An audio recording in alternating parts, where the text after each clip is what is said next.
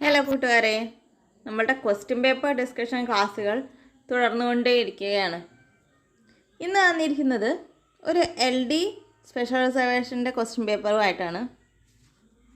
ഇതൊരു LD level question പേപ്പറാണ്. LDC question paper ആണെങ്കിലും 2024 നമ്മൾ എഴുതാൻ പോകുന്ന ശരിയായ LDCയുടെ എക്സാമിന് ഇത്ര എളുപ്പം ക്വസ്റ്റ്യൻസ് ആവാൻ സാധ്യതയില്ല. എന്നാലും ഈ ക്വസ്റ്റ്യൻസും കണക്റ്റഡ് ഫാക്ട്സും എല്ലാം നമുക്ക് ഓരോന്നും ഇമ്പോർട്ടൻ്റ് ആണ്. ഈ LDയുടെ മോഡൽ ക്വസ്റ്റ്യൻ പേപ്പർ നമുക്ക് ചെയ്തു നോക്കാം. ക്ലാസ്സിലേക്ക് വരൂ. ഒന്നാമത്തെ ചോദ്യം, താഴെ കൊടുത്തിരിക്കുന്ന പ്രസ്താവനകൾ ഏത് സംഭവവുമായി ബന്ധപ്പെട്ടിരിക്കുന്നു? ജവഹർലാൽ നെഹ്റു കോൺഗ്രസ് പ്രസിഡന്റായി തെരഞ്ഞെടുക്കപ്പെട്ടു. പൂർണ്ണ സ്വരാജ് പ്രമേയം പാസാക്കി. 1930 ജാനുവരി 26 സ്വാതന്ത്ര്യദിനം കൊണ്ടാടാൻ തീരുമാനിച്ചു. ഈ ക്വസ്റ്റ്യൻ റിപ്പീറ്റ് ആണല്ലേ. നമ്മൾ ഇതേ തന്നെ ക്വസ്റ്റ്യൻ നമ്മൾ മുൻപ് ഡിസ്കസ് ചെയ്തതാണ്. പൂർണ്ണ സ്വരാജ് പ്രമേയം പാസ്സാക്കിയത് 1930 ജാനുവരി 26 സ്വാതന്ത്ര്യദിനമായി കൊണ്ടാടാൻ തീരുമാനിച്ചതൊക്കെ എന്ത് സംഭവവുമായി ബന്ധപ്പെട്ടാണ്? ലാഹോർ സമ്മേളനവുമായി ബന്ധപ്പെട്ടതാണ്. നമ്മളതിൻ്റെ കണക്റ്റഡ് ഫാക്ട്സും പറഞ്ഞിരുന്നു. അപ്പോൾ PSC റിപ്പീറ്റ് ചെയ്ത ചോദ്യമാണിത്. ഈ ക്ലാസ്സിൽ നമ്മൾ ലാഹോർ സെഷനെ കുറിച്ചല്ല, ജവഹർലാൽ നെഹ്റുവിനെ കുറിച്ച് കുറച്ച് പോയിന്റ്സ് നോക്കാം. പാകിസ്ഥാൻ സന്ദർശിച്ച ആദ്യ പ്രധാനമന്ത്രിയാണ് ജവഹർലാൽ നെഹ്റു. പാകിസ്ഥാൻ സന്ദർശിച്ച ആദ്യ പ്രധാനമന്ത്രിയാണ് ജവഹർലാൽ നെഹ്റു. ഇദ്ദേഹം 17 തവണ ചെങ്കോട്ടയിൽ പതാക ഉയർത്തി. ഏതാണ്ട് 17 വർഷങ്ങൾ ഇദ്ദേഹം പ്രധാനമന്ത്രിയായിരുന്നു. 17 തവണ ചെങ്കോട്ടയിൽ പതാക ഉയർത്താനുള്ള അവസരം കിട്ടി.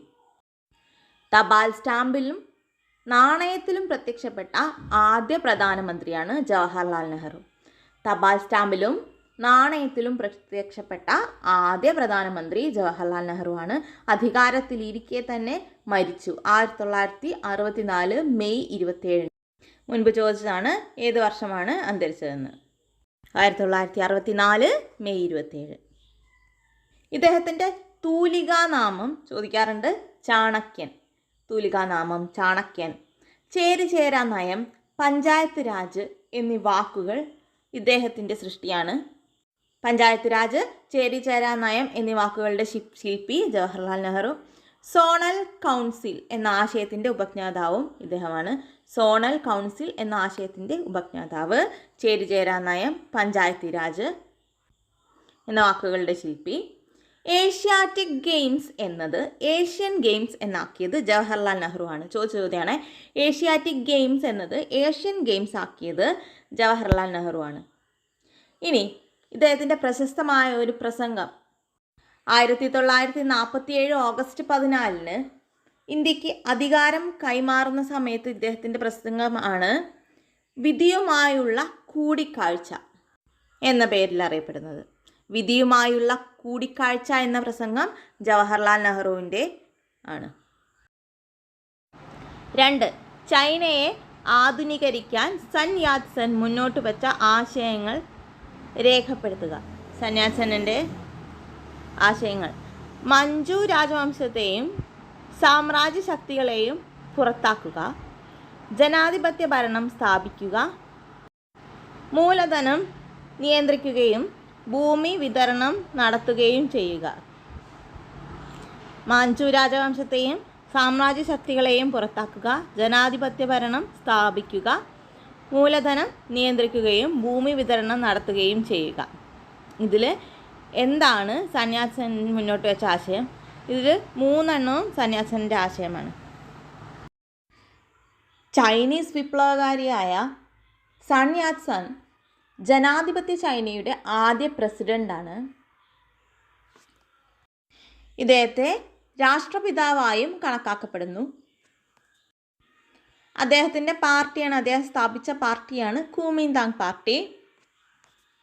ജനകീയ മോചനത്തിനായി അദ്ദേഹം നടത്തിയ പോരാട്ടങ്ങൾ കണക്കെടുത്ത് അദ്ദേഹത്തെ ചൈനയുടെ രാഷ്ട്രപിതാവായി കണക്കാക്കപ്പെടുന്നു. ഇദ്ദേഹത്തിൻ്റെ പ്രശസ്തമായ ആശയമാണ് 3 പ്രിൻസിപ്പിൾസ് ഓഫ് ദി പീപ്പിൾ എന്നറിയപ്പെടുന്നത്. 3 പ്രിൻസിപ്പിൾസ് ഓഫ് പീപ്പിൾ മുന്നോട്ട് വെച്ചത് സൺ യാറ്റ്സൺ ആണ്. താഴെ കൊടുത്തിരിക്കുന്ന സംഭവങ്ങൾ കാലക്രമം അനുസരിച്ച് രേഖപ്പെടുത്തുക. അമേരിക്കൻ സ്വാതന്ത്ര്യ പ്രഖ്യാപനം, ബോസ്റ്റൺ ടീ പാർട്ടി, പാരീസ് ഉടമ്പടി, 1ാം കോണ്ടിനെൻ്റൽ കോൺഗ്രസ്. റിപ്പീറ്റ് ചെയ്ത ചോദ്യമാണ്. നമ്മൾ ഈ ചാനലിൽ തന്നെ ക്വസ്റ്റ്യൻ പേപ്പർ ഡിസ്കസ് ചെയ്തപ്പോൾ പറഞ്ഞതാണ് ഈ ക്വസ്റ്റ്യൻ. നമുക്ക് നോക്കാം, ഓരോന്നിൻ്റെ വർഷം അറിഞ്ഞാലല്ലേ ഏത് കാലക്രമം അനുസരിച്ച് നമുക്ക് മാറ്റാൻ കഴിയും. നോക്കാം വർഷം. അമേരിക്കൻ സ്വാതന്ത്ര്യ പ്രഖ്യാപനം നടന്നത് 1776 ജൂലൈ 4-നാണ്. ജൂലൈ 4 അമേരിക്കയുടെ സ്വാതന്ത്ര്യ ദിനമായി ആഘോഷിക്കുന്നു. അമേരിക്കൻ സ്വാതന്ത്ര്യ പ്രഖ്യാപനം നടന്ന വർഷം 1776 ആണ്. ബോസ്റ്റൺ ടീ പാർട്ടി 1773 ഡിസംബറിലാണ് നടന്നത്. പാരീസ് ഉടമ്പടി 1783 സെപ്റ്റംബർ 3-നാണ്. 1783 സെപ്റ്റംബർ 3 പാരീസ് ഉടമ്പടി. 1ാം കോണ്ടിനെൻ്റൽ കോൺഗ്രസ് 1774 സെപ്റ്റംബർ 5-നും നടന്നു. അപ്പോൾ അങ്ങനെയാണ് ഓർഡർ. ബോസ്റ്റൺ ടീ പാർട്ടി 1773, 1ാം Continental Congress 74,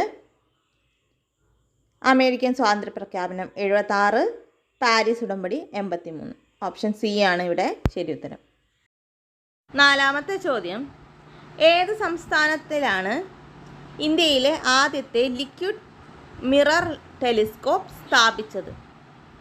liquid mirror telescope ഉത്തരാഖണ്ഡിലാണ് സ്ഥാപിച്ചത്. താഴെ കൊടുത്തിരിക്കുന്നവയിൽ ശരിയായത് രേഖപ്പെടുത്തുക. ശ്രീനാരായണ ഗുരു ആത്മോപദേശ ശതകം, ചട്ടമ്പി സ്വാമികൾ വേദാധികാര നിരൂപണം, വൈകുണ്ഠസ്വാമികൾ പ്രാചീന മലയാളം, വാഗ്ഭടാനന്ദൻ അഭിനവ കേരളം. അവരുടെ രചനയുമായി ബന്ധപ്പെടുത്താനാണ് പറഞ്ഞത്. ശ്രീനാരായണ ഗുരു ആത്മോപദേശ ശതകം തന്നെ. ചട്ടമ്പി സ്വാമികൾ വേദാധികാര നിരൂപണം എഴുതിയത് ചട്ടമ്പി സ്വാമികളാണ്. പ്രാചീന മലയാളം എഴുതിയത് വൈകുണ്ഠസ്വാമികളല്ല, ചട്ടമ്പി സ്വാമികളാണ്. വാഗ്ഭടാനന്ദൻ അഭിനവ കേരളം. അപ്പോൾ അതാണ് ശരി. ഓപ്ഷൻ സി ശരി. ചോദ്യം 6, 1ാം സ്വാതന്ത്ര്യ സമര കേന്ദ്രങ്ങളെയും നേതൃത്വം നൽകിയവരെയും ചേരുംപടി ചേർക്കുക. കാൺപൂർ, ബീഹാർ, ഡൽഹി, ഝാൻസി. വീണ്ടും നമ്മൾ ചെയ്ത, അതായത് PSC ചോദിച്ച ഒരു ക്വസ്റ്റ്യൻ പേപ്പറിൽ നിന്ന് റിപ്പീറ്റ് ചെയ്ത ഈ ക്വസ്റ്റ്യനാണ്. നമ്മൾ ക്ലാസ്സിൽ ഡിസ്കസ് ചെയ്ത ക്വസ്റ്റ്യനാണ്. കണക്റ്റഡ് ഫാക്ട്സ് പഠിച്ച ക്വസ്റ്റ്യനാണ്. കാൺപൂരിലാണ് ആരാണ് നേതൃത്വം നൽകിയത്? നാനാ സാഹിബാണ്. ബീഹാറിലോ? കൻവർ സിംഗ്. ഡൽഹി ജനറൽ ഭക്ത്ഖാൻ, കൂടെ ബഹദൂർ ഷാ രണ്ടാമനും. ഝാൻസി റാണി ലക്ഷ്മിബായി. അടുത്ത ചോദ്യം 7, ഇന്ത്യയിലെ പെട്രോളിയം ഉൽപ്പാദനത്തെ സംബന്ധിച്ച് ശരിയായ പ്രസ്താവനകൾ ഏത്? ഇന്ത്യയിലെ പെട്രോളിയം ഉൽപ്പാദനത്തെ സംബന്ധിച്ച് ശരിയായ പ്രസ്താവനകൾ ഏത്? സ്ഥാനം വായിച്ചാൽ ഏറ്റവും വലിയ എണ്ണപ്പാടം ഝാരിയ ആണ്. അല്ല, ഏറ്റവും വലിയ എണ്ണപ്പാടം ബോംബെ ഹൈ ആണ്, മുംബൈ ഹൈ ആണ്. വീണ്ടും ഇതാ റിപ്പീറ്റ് ചെയ്ത ചോദ്യം, കേരളത്തിലൂടെ കടന്നു പോകുന്ന ദേശീയ ജലപാത ഏതെന്ന് തിരിച്ചറിയുക. ദേശീയ ജലപാത 3 കേരളത്തിലൂടെ കടന്നു പോകുന്നത്. കൂട്ടുകാരെ, ഈ ചോദ്യം ഡിസ്കസ് ചെയ്തപ്പോൾ നമ്മൾ ഈസ്റ്റ് കോസ്റ്റ് കനാലിനെ പറ്റി പറഞ്ഞു, വെസ്റ്റ് കോസ്റ്റ് കനാലിനെ പറ്റിയും പറഞ്ഞു. വെസ്റ്റ് കോസ്റ്റ് കനാൽ ഏതാണ്, NH എന്ന്, അതിലൂടെ പോകുന്ന NH ഏതാണെന്ന് പറയാൻ അറിയുന്നവർ കമൻറ്റ് ബോക്സിൽ ഉത്തരം രേഖപ്പെടുത്തും. ക്ലാസ്സിൽ പറഞ്ഞതാണ്, ഓർമ്മയുണ്ടെങ്കിൽ ഉത്തരം രേഖപ്പെടുത്തും കമൻറ്റ് ബോക്സിൽ. 9, താഴെ കൊടുത്തിരിക്കുന്നവയിൽ കണ്ടൽ വനങ്ങൾ കാണപ്പെടാത്ത ജില്ലകൾ ഏത്?